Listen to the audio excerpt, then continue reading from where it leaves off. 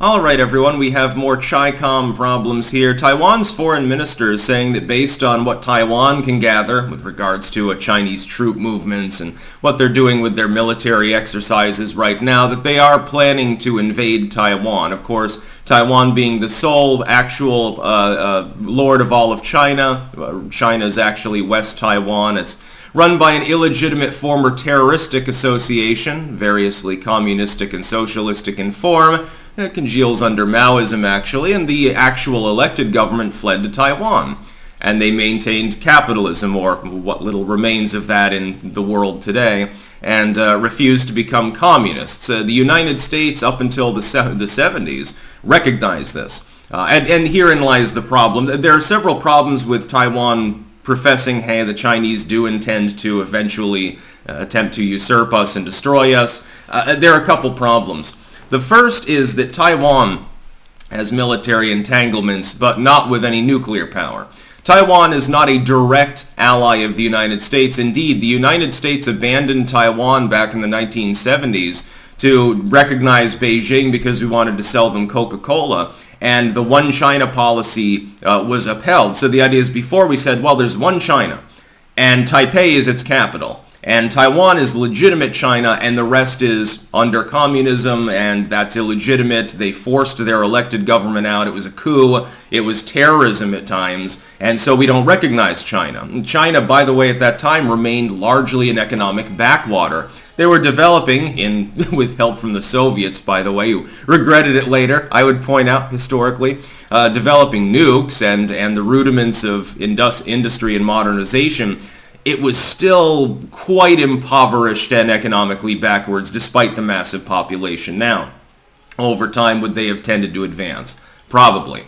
The United States is what jump-started that. If China becomes a main world power, and already in the economic sense it is, it's beginning to get there in the military sense and the diplomatic sense. It's the United States that caused that to happen. Much like this rise of the Soviet Union after they began pounding the Nazis shit in, that was because of U.S. Lend-Lease. It wasn't because the Soviets originally, they started off World War II fighting with biplanes from the First World War.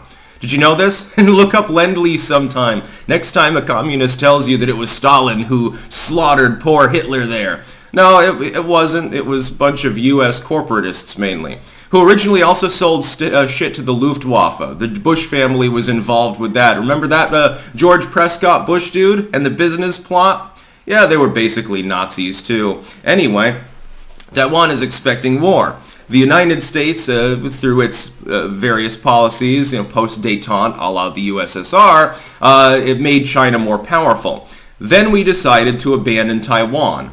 Because we said, well, China's a lot bigger, there's a lot more people. If it modernizes more, they'll buy our shit. Be able to sell them Coca-Cola and stuff. In the end, they ended up selling the United States far more. Cheap crap and lithium components and stuff like that. Automobiles now too. And only like their upper middle class actually absorbs U.S. products. And they buy trash, or they used to. I think they stopped doing that a while ago. Wonder why the landfill is smellier today, Marge. Anyway, Taiwan is indefensible at the moment. Here's why. Number one, again, no major backer that would really be willing to go to bat if the Chinese invaded. So the U.S. would not be able to get directly involved. It's not a direct military ally. They'd be screwed in that capacity. Number two, Taiwan's entire premise in regards to rebuffing China seems to be to dig in with U.S. weapon systems. So anti-missile systems, anti-ship missiles, tanks, and stuff like that. That's really, really great.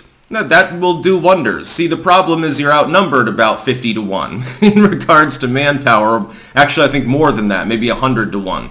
You're vastly outnumbered. China has the industrial resources to make a crude but massive navy anytime it wants. If it just starts floating a bunch of empty hulls alongside all the real ships using drone technology, you wouldn't know which ships to waste that $10 million missile on now, would you? I've warned of this as well with regards to missile warfare in general. Let's say the U.S. and Russia go toe-to-toe in a nuclear standoff.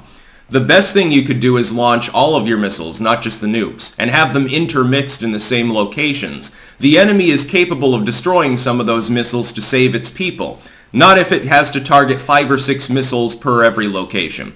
It doesn't have the capability. Yes, jets can go up and shoot some of them down. Anti-missile systems will take care of some, and some of them will fizzle out and not hit their targets at all. Assuming even half of them hit, you don't know which ones the duds are. This could also be the case with air warfare in the future. You have a plane that looks plausibly real. It's got the engine and everything. It's not armed. There's nobody in it. It's being controlled by a drone. For half the price, you've got a dud aircraft that might take that hit from the anti-air system. Drones. You could manufacture 1 million drone swarm in China in the next year and just absolutely run roughshod over Taiwan. You'd have drones dropping incendiaries, you'd have drones firing high explosives, and then you'd have dud drones that are empty and they just have a cardboard box that's painted black underneath them that looks plausibly like some sort of a cluster munition or something. Well, how the hell are your anti-air systems going to cope? Here's what you need to do. China does not want to take Taiwan by having to slaughter everyone in Taiwan. It wouldn't look good diplomatically. Even the East Bloc countries, I think they'd be iffy on considering that justified in nature. They want a nice, quick, clean campaign. If this happens, I still think Beijing prefers the idea of subversion to try to take over Taiwan from within by supporting pro-Chinese movements. That's not working, so they may move on to assassination or direct sabotage at some point. Commies love to do that, by the way, in association with the DPRK, potentially. Because they're pretty good at espionage, actually, when you come to think of it, and considering how technologically backwards they are. I think they prefer that, but if there is an invasion, what Taiwan needs to do is dig in, form armories and militia, and arm the population. Instead of everyone has to go and take, I think it's a year or two of military service in Taiwan, that's good. Okay, you've got a martial population. But there's no home weapon ownership. Spur of the moment with little notice, you're not going to be able to distribute weapons to enough people in order to mount an effective resistance. Now you've got some advantages. Taiwan happens to be separated from China by water. China has to use air and sea power, which it is secondary in currently other than the size of the fleet, so to speak.